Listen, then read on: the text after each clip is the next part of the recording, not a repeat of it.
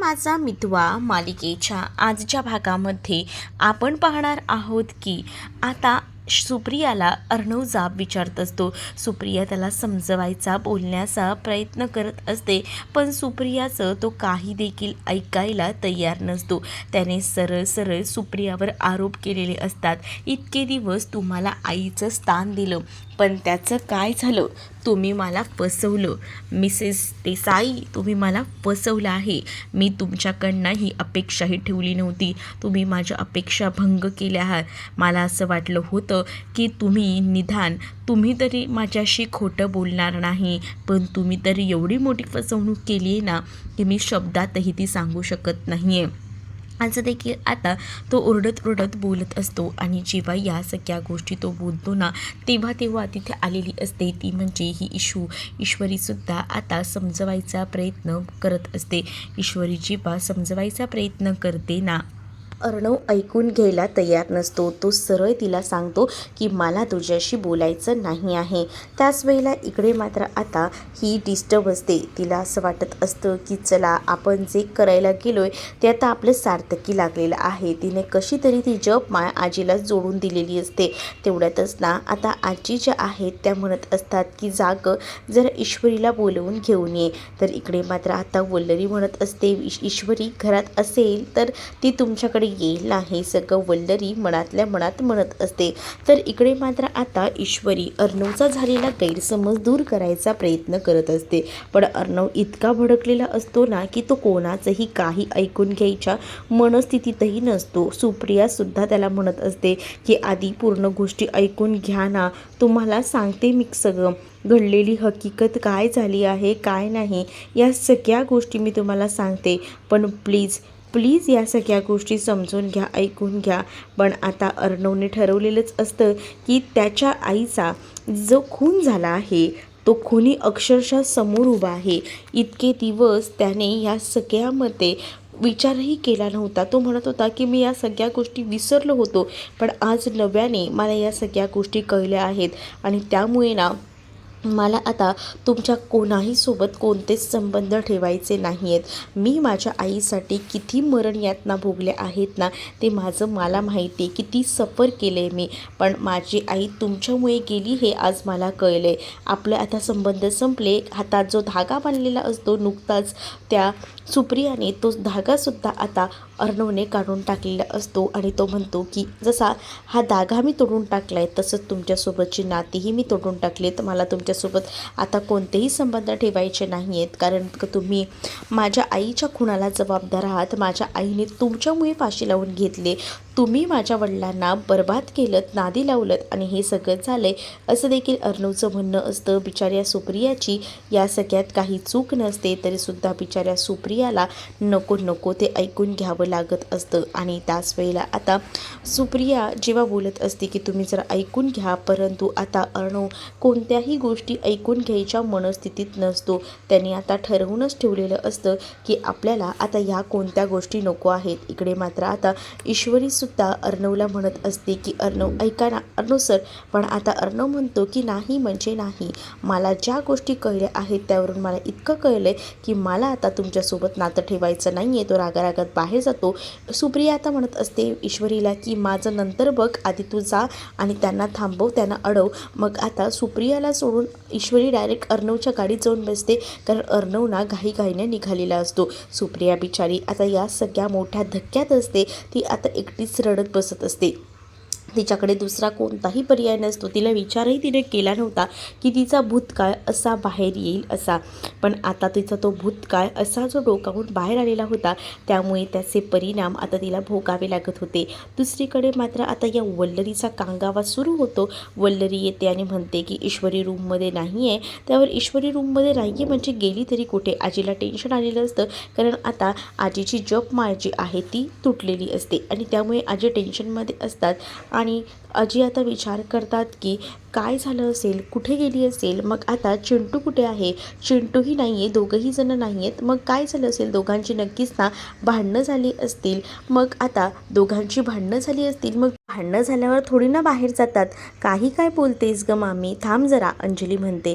काहीतरी वेगळं झालं असेल, आपण जरा बघायला हवं, नेमकं प्रकरण काय आहे ते शोधून काढूया. आणि असं काहीसं आता ती बोलू लागते. आणि त्याच वेळेला आता या सगळ्या गोष्टीचा आढावा तर घ्यायचा असतो. मग आता इथे जो मामा असतो ना, तो सुद्धा अर्णवला कॉन्टॅक्ट करायचा प्रयत्न करत असतो, पण अर्णव काही आता कॉल रिसीव करत नसतो. अर्णव कॉल रिसीव करत नसल्यामुळे आता घरात टेन्शन आलेलं असतं सगळ्यांना. अंजलीसुद्धा ईश्वरीला कॉल करत असते, तर ईश्वरीही कॉल उचलत नसते. मग ईश्वरीलाही काय झालं असेल, ईश्वरीही कॉल का नाही उचलते, कुठे गेलेत? तर आता वल्लरी म्हणते, मी सांगते ना तुम्हाला, नक्कीच ना त्या दोघांची भांडणं झाली असणार आहे, बाकी काही नाही आहे. बघा मी तुम्हाला सांगते, मला कळतंय ना या सगळ्या गोष्टी या भांडणामध्येच झाल्या असतील. इकडे मात्र आता वल्लरी खूप जास्त खुश असते, कारण तिला कळत असतं की खरंच यांची भांडणं झाली, पण ती कोणत्या तोंडाने सांगणार आहे ना या सगळ्यांना. इकडे मात्र आता अर्णव जेव्हा गाडी चालवत असतो ना, तेव्हासुद्धा ईश्वरी अर्णवला समजवायचा प्रयत्न करत असते की अर्णव सर, आधी आपण या सगळ्याबद्दल विविध बोलूया ना, आणि आपण या सगळ्या गोष्टीचा आढावा घेऊया, मग या सगळ्याबद्दल तुम्ही पॅनिक व्हा. पण तुम्ही आधी ऐका. पण अर्णव कुठे ऐकतोय? अर्णव जो काही सोसाट गाडी काढतो तो कोणाचंही ऐकत नसतो. डायरेक्टली त्याने आता गाडी घराकडेच येऊन थांबवायचं ठरवलेलं असतं. तर मामाही कॉन्टॅक्ट करायचा प्रयत्न करत असतो, तर मामाचेही कॉल अर्णव काही पिकअप करत नसतो. अर्णव इतका रागवलेला असतो ना की त्याला आता समोर काही दिसत नसतं, अगदी म्हणजे अगदी काहीच नाही. त्याला ते सगळं काहीला नकोसं झालेलं असतं, आणि म्हणूनच ना तो आता कॉलही रिसीव करायला बघत नसतो. तर इकडे आता आजी टेन्शनमध्ये येते. आजी म्हणत असते की हे सगळं काय झालं आहे ना, ते खूप जास्त भयंकर झालं आहे, आणि हे सगळं व्हायला नको होतं, कारण माझी जपमाळ तुटलेली आहे. याआधीसुद्धा असंच झालं होतं. माझी जेव्हा जपमाळ तुटली होती तेव्हा सात्विकाबरोबर वाईट झालं होतं, म्हणून मला आज जपमाळ तुटली ना तर टेन्शन आलं आहे, असं देखील आता ती म्हणत असते. दुसरीकडे नमू आणि बाबांना आता एक्सरसाइज वगैरे करून काहीसे घरी आलेले असतात, आणि त्याच वेळेला नमू बाबांना म्हणत असते की तुम्हाला आज खूप बरं वाटलं ना, आपण अजून काही काही प्रकारे करत राहूया, असं केलं की आपल्याला बरं वाटतं, असं ती काहीसं बोलत हसत हसत घरी आलेली असते. पण समोरचं जे दृश्य पाहते ना, तेव्हा मात्र आता तिला धक्का बसतो, कारण समोर ना आई कोलमडून गेलेली असते. आई आता रडत असते, आणि जेव्हा आई एवढ्या टेन्शनमध्ये असते ना, तेव्हा कळत नसतं की काय झालं आहे. त्याच वेळेला आता काय झालं आहे आई, बोल ना, काय झालं आहे, तू अशी कशी, जाताना तर आम्ही पाहिलं होतं तू एकदम ठीक होतीस, मग आता काय झालं आहे. पण सुप्रिया काहीच बोलत नसते. सुप्रियाला सारखा तोच प्रसंग आठवत असतो. सुप्रिया विचार करते की माझ्यासोबत हे काय झालं, म्हणजे माझा जो भूतकाळ होता तो इतका डोकावून बाहेर आला की त्याचे परिणाम इतके वाईट होतील ना, असा विचारही मी केला नव्हता. हे सगळं काय होऊन बसलं, नाही व्हायला पाहिजे होतं असाच ती आता विचार करत असते. आणि तिला आता कळून चुकलेलं असतं की ह्या सगळ्या ज्या काही गोष्टी झाल्या आहेत ना, त्या सगळ्या काही ईश्वरीच्या संसारावर उठलेल्या आहेत. मग आता ती बाबांकडे बसून रडत असते. मग त्यावेळेला नम्रताला प्रश्न पडतो की झालंय काय नेमकं, पण आई काही नम्रताला या गोष्टी सांगायला तयारीतच नसते.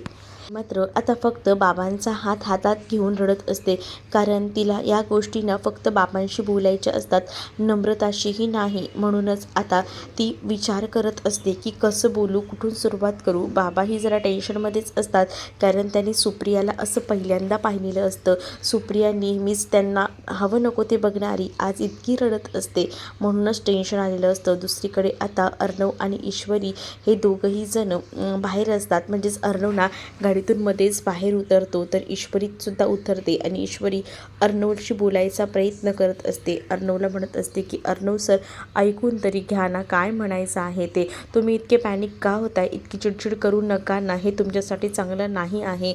मी काय म्हणते, या सगळ्या गोष्टी मलाही आताच कळल्यात. आपण आईकडनं या सगळ्याबद्दल आधी जाणून घेऊया ना, नेमकं काय झालं आहे, कसं झालं आहे ते. तुम्ही असे पॅनिक होऊ नका ना, नका ना चिडचिड करू, या परिणाम याचे खूप जास्त वाईट होणार लागणार आहेत. पण या सगळ्या गोष्टी कुठे अर्णवला आता ऐकून घ्यायच्यात. अर्णव म्हणतो की आता ना तू माझ्याकडनं कोणत्याही अपेक्षा ठेवू नकोस. म्हणजे तुला असं वाटत असेल की आपलं जे काही लग्न झालं आहे त्याचं रूपांतर प्रेमात होईल, तर हा विचार सोडून दे. कारण आपलं लग्न हे कोणत्या परिस्थितीत झालं आहे हे तुलासुद्धा माहिती आहे आणि ह्याचे परिणाम तुला आता भोगावे लागणार आहेत. काही झालं तरीसुद्धा मी तुला कोणतंही प्रेम वगैरे देऊ शकत नाही. आपलं जे नातं जसं आहे ना तसंच तुला निभावावं लागणार आहे. मी तुला माझ्याकडनं असं काहीच देऊ शकणार नाही आहे, असं त्याने ठामपणे सांगितलेलं असतं. आणि जेव्हा तो या सगळ्या गोष्टी ठामपणे सांगतो तेव्हा ईश्वरी कोलमडून जाते. ईश्वरी म्हणत असते की असं बोलू नका अर्णव सर. परंतु आता अर्णवने त्याचं प्रेम वगैरे काहीच नाही आहे हे असं डायरेक्ट सांगितल्यामुळे ईश्वरी जास्त कोसळते. ईश्वरी म्हणत असते की हे सगळं काय आहे, प्लीज असं बोलू नका. पण आता इकडे काही ऐकायला अर्णव तयार नसतो. दुसरीकडे नम्रता जी आहे ती आता सुप्रियाकडनं गोष्टी जाणून घ्यायचा प्रयत्न करत असते. कारण सकाळी जो चेहऱ्यावरचा आनंद सुप्रियाच्या होता तो पूर्णपणे आता विस्कटलेला होता. काय झालं आहे नेमकं, कसं घडलं आहे, काय घडलं आहे की जेवढ्या ह्या सगळ्या गोष्टीमुळे आई इतके डिस्टर्ब आहे असं तिलाही वाटत असतं. आणि म्हणूनच ना ती आता विचारत असते की काय झालं आहे, बोल ना. आता नम्रता विचारत असते, पण नम्रताच्या प्रश्नांकडची उत्तरं सुप्रियाकडे नसतात. सुप्रिया आता तिला रागातच बोलते की मला याबद्दल कोणाशीही काही बोलायचं नाही आहे. तू इथून जा नम्रता, शांत बस. मी तुला काही सांगायला बांधील नाही आहे आणि तू असा विचार करत असशील की तुला या सगळ्या गोष्टी मी सांगेन, पण नाही, मी या सगळ्या गोष्टी कोणालाही काही सांगणार नाही आहे. जा तू निघून आतमध्ये जा. तू अजूनही लहान आहेस आणि त्यामुळे तुझ्यासमोर या गोष्टी मी बोलू शकत नाही. आई, मी आणि लहान? आई सांग ना, आई बोल, काय झालं आहे बोल. तू बोललीच नाही तर कशा या गोष्टी कळणार आहेत, असं देखील ती आता आपल्या आईला म्हणत असते. पण आता काही गोष्टी सांगायला ती तयार नसते. दुसरीकडे मात्र आता पाहायला मिळतं जेव्हा नम्रता निघून जाते तेव्हा सुप्रिया आता सांगू लागते बाबांना की जो माझा भूतकाळ होता त्याचे पडसाद खूप जास्त पडायला लागले आहेत आणि ते सगळे पडसाद जे आहेत ते आता इशूच्या संसारावर पडलेले आहेत. आणि या सगळ्या गोष्टी जेव्हा आता बोलल्या जातात तेव्हा मात्र आता भयंकर धक्का आता बाबांना सुद्धा बसतो. बाबाही आता सुप्रियाकडे पाहू लागतात आणि सुप्रिया आता बाबांच्या पायापाशी बसून खूप जास्त रडत असते. कारण त्यांना कळत असतं की जो काही भूतकाळ झाला आहे तो त्यांनाही माहिती होता आणि त्यांनाही हेही माहिती होतं की या सगळ्यामध्ये काही चूक नाही आहे. पण तरीसुद्धा या सगळ्याचे परिणाम बिचाऱ्या या ईश्वरीला भोगावे लागत आहेत. ईश्वरीच्या संसारावर याचे पडसाद पडलेत हे सुद्धा आई आता सांगू लागते आणि त्यामुळे बाबांना या सगळ्याचा धक्का बसतो. इकडे अर्णवने ईश्वरीसोबत सगळे संबंध तोडून टाकलेले असतात. म्हणजे घरच्यांच्या समोर फक्त आपण नवरा बायको असू, बाकी आपलं नातं हे कोणतंही नसणार आहे हे सुद्धा आता खडसावून त्यांनी सांगितलेलं असतं. आणि जेव्हा या सगळ्या गोष्टी सांगितल्या जातात तेव्हा मात्र आता जी ईश्वरी आहे ती पूर्णपणे डगमगते, कोलमडते. तिला कळत नसतं की आता काय बोलावं. पण तिचं खरंच आता अर्णववर प्रेम असतं आणि तिला ज्या काही गोष्टी झाल्या आहेत ना त्या आता आईकडनं जाणून घेणं खूप जास्त गरजेचं आहे. कारण अर्णव जरी ऐकून घ्यायला तयार नसला तरीसुद्धा तिला कुठे या सगळ्याबद्दल काय माहिती आहे, तिलाही याबद्दल जाणून तर घ्यायचा हक्क आहे आणि म्हणूनच ती आता ठरवत असते. परंतु अर्णव जेव्हा गाडीत जाऊन बसतो तेव्हा तो जोरजोरात हॉर्न वाजवू लागतो. म्हणजेच ईश्वरीने गाडीत येऊन पटकन बसायला हवं, कारण गाडी घेऊन त्याला घरी जायला निघायचं होतं. मग ईश्वरी आता गाडीत बसायला येते, पण ईश्वरीच्या डोळ्यामध्ये अर्णवबद्दलचं प्रेम स्पष्टपणे दिसत असतं. आता ती गुपचूपपणे जाऊन बसते आणि जेव्हा ती गाडीमध्ये जाऊन बसते तेव्हा अर्णव गाडी स्टार्ट करतो. घरात आता सगळ्यांना टेन्शन असतं की ही लोकं गेली तरी कुठे आहेत, काय करत आहेत, काय ह्यांचा कॉल लागत नाही आहे. आजीसुद्धा खूप जास्त टेन्शनमध्ये असतात. आणि तेवढ्यातच ना आता अर्णव आणि ईश्वरी तिथे येऊन पोचलेले असतात. आणि जेव्हा अर्णव आणि ईश्वरी तिथे येऊन पोचतात तेव्हा आता इकडे मामी खूप जास्त खुश होतात. मामी आता विचार करतात की चला फायनली ह्या दोघांची भांडणं झालीत. आणि मग मामी म्हणतात की नाही, आता ईश्वरी आली नाही म्हणजे यांच्यात दुरावा तर मोठा आला आहे. पण आता ईश्वरी कुठे आहे, काय रे अर्णव तू एकटाच कुठे गेला होतास, मग ईश्वरी कुठे राहिली असंही विचारलं जातं. तेवढ्यातच ईश्वरी गाडीतून उतरून बाहेर येते. तेव्हा मात्र आता मामीचे डोळे फिरतात, कारण तिला असं वाटत असतं की ईश्वरी काही येणार नाही, ईश्वरी आता तिथेच राहील असं आता या मामीला वाटत असतं. पण आता ईश्वरी तिथे आल्यामुळे आता मात्र मामीचा हा प्लॅन फ्लॉप झालेला असतो. मामीला या दोघांचा संसार उद्ध्वस्त करायचा असतो आणि म्हणूनच मामीने आता हे नवीन षडयंत्र रचलेलं असतं आणि त्याचसाठी ती हे सगळं काही करत असते. आणि जेव्हा या सगळ्या गोष्टी ती करते ना, तेव्हा मात्र आता पाहायला मिळतं इकडे दोघांनाही विचारलं जातं की अरे तुम्ही कुठे गेला आहेत, सांगितलंच नाही कुठे गेला आहेत ते, अरे बोला ना काय झालं आहे. अर्णव आता काही न बोलता रूममध्ये निघून जातो आणि जेव्हा अर्णव आता काही न बोलता जेव्हा रूममध्ये निघून जातो ना, तेव्हा मात्र आता आपल्याला विचारतात की काय झालं आहे. त्यावर ईश्वरी म्हणते की मलाही माहीत नाही, पण त्यांना ना एका क्लायंटचा फोन आला होता आणि तेव्हा काहीशी त्यांची भांडणं झाली ना, तेव्हाच तेवढी मला माहिती आहेत, काहीतरी त्यांचं बिनसलं आणि म्हणूनच ती भांडणं त्यांची होत होती आणि तेवढ्यातच मी गेली आणि तेव्हा मला कळलं की काहीतरी बिनसलं आहे, पण काळजी करू नका मी बघते त्यांना, असं देखील आता ती म्हणू लागते. मग आता या सगळ्या गोष्टी जेव्हा ईश्वरी घरच्यांना सांगते ना, तेव्हा मात्र आता मामीला राग येऊ लागतो. मामी रागातच असतात. इकडे मात्र आता ईश्वरी रूममध्ये जाते आणि अर्णवच्या खांद्याला हात लावत असते, पण अर्णवला ना आता ईश्वरीचा स्पर्शही नकोसा असतो. तो सरळ ईश्वरीला ना लांब करतो. ईश्वरीला म्हणतो की मला अंगालाही हात लावायचा नाही, तुझा माझा संबंध नाही आहे. या रूममध्ये आपण कोणीही नाही, या रूमच्या बाहेर फक्त आपण नवरा बायको आहोत आणि तेही मी आता कोणाला गोष्टी सांगितल्या नाही आहेत म्हणून, पण या रूमच्या बाहेर आपलं नातं असेल. या रूममध्ये असताना तुझा आणि माझा काही संबंध नसेल, मला ना तुझ्याशी बोलायचंही नाही आहे, असं देखील आता अर्णव जो आहे तो मात्र ईश्वरीला बोलत असतो. त्यानंतर आता अर्णव रात्रीच्या वेळेला ईश्वरीचे जे काही लग्नाचे जे फोटोज असतात, म्हणजे त्याचं खरं तर ईश्वरीवर प्रेम असतं, पण त्याच्या आईच्या बाबतीत ज्या काही गोष्टी झालेल्या आहेत त्या सगळ्याला जबाबदार ही ईश्वरीची आई असल्यामुळे त्याला आता ईश्वरीचा सुद्धा राग येत असतो आणि म्हणूनच तो आता ईश्वरीचे लग्नाचे जे काही फोटोज असतात ते अल्बममधनं बाहेर काढतो आणि ते फोटोज घेऊन बाहेर शेकोटीमध्ये चालत असतो. कारण ना त्याला आता ईश्वरीसोबतच्या कोणत्याच आठवणी कोणतंच काहीच नको असतं आणि या सगळ्यामुळे तो आता या सगळ्याचा रागराग करत असतो. आता ईश्वरी ही बाहेर येते आणि ईश्वरी इकडे तिकडे पाहते. ईश्वरीला कळत नसतं की काय बोलावं आणि काय नाही ते. ईश्वरीला कळत असतं की अर्णवची अवस्था, पण ईश्वरी आता ठरवते की नाही, या सगळ्या गोष्टी तर ठीक आहेत, पण मला ना काही झालं तरीसुद्धा लक्ष देऊन राहायला पाहिजे आणि आईला जाऊन या सगळ्याबद्दल विचारायला हवं. जोपर्यंत मी आईला याबद्दल विचारत नाही आहे ना, तोपर्यंत मला कोणत्याच गोष्टी ज्या आहेत ना त्या क्लिअर होणार नाही आहेत. आईशी बोलायला हवं. पण दुसरीकडे ना अर्णव जेव्हा एक एक फोटो त्या आगीत सोडत असतो ना, तेव्हा त्याच्या मनाची खूप जास्त घालमेल होत असते. तो तुटलेला असतो आतमधून, पण या सगळ्याबद्दल तो कोणाशी बोलू शकत नसतो. पण नेमका ना अंजलीला आतमध्ये आवाज जातो. अंजली म्हणते की कसला आवाज आहे हा, काय घडतंय, हे काय झालं आहे. अंजली म्हणत असते. मग काय, अंजली लगेच बाहेर येते बघण्यासाठी की अर्णव कुठे काही झालंय का अर्णवला, कारण तिला किचनपर्यंत आवाज गेलेला असतो आणि त्यामुळेच ना ती धावत पळत येते. बिचारा ईश्वरीला सुद्धा आता समजत नसतं की या अर्णवला कसं हँडल करायचं ते, कारण हा ना हँडलच्या बाहेर गेलेला होता. तो कोणाचंही ऐकत नव्हता, जाणून घ्यायचा प्रयत्न करत नव्हता. त्यामुळे आता टेन्शनचंच काम होतं ते आणि कळायला मार्ग नव्हता की ह्याला समजवणार तर कसं समजवणार. आता ईश्वरीला कळतं की अंजली आलेली आहे आणि म्हणूनच ती आता ईश्वरी थोडी मागे लपते, कारण ईश्वरीला बघू नये असंच वाटत असतं तिला. कारण ईश्वरीला जर तिने बघितलं तर अंजली ताई विचार करेल ना की अर्णवला काय झालं आहे. मग तीही विचार करेल की ईश्वरी इथे समोर असताना सुद्धा अर्णवला का बघत नाही आहे, म्हणून ती थोडीशी लपते. मग आता अर्णवच्या डोळ्यामध्ये अंजलीला पाणी दिसतं. मग अंजली विचारते अर्णवला की काय झालं आहे अर्णव, सांग ना. पण अर्णव आता सांगण्याच्या मनस्थितीत नसतो, त्याच्या डोळ्यात फक्त पाणी असतं. तर दुसरीकडे मात्र आता वल्लरी म्हणत असते की मी जे काही केलं त्यामध्ये ह्या दोघांनाही वेगळं करायचं होतं, या दोघांचा संसार उद्ध्वस्त करायचा होता. ही नको आहे मला या घरामध्ये, काही झालं तरीसुद्धा.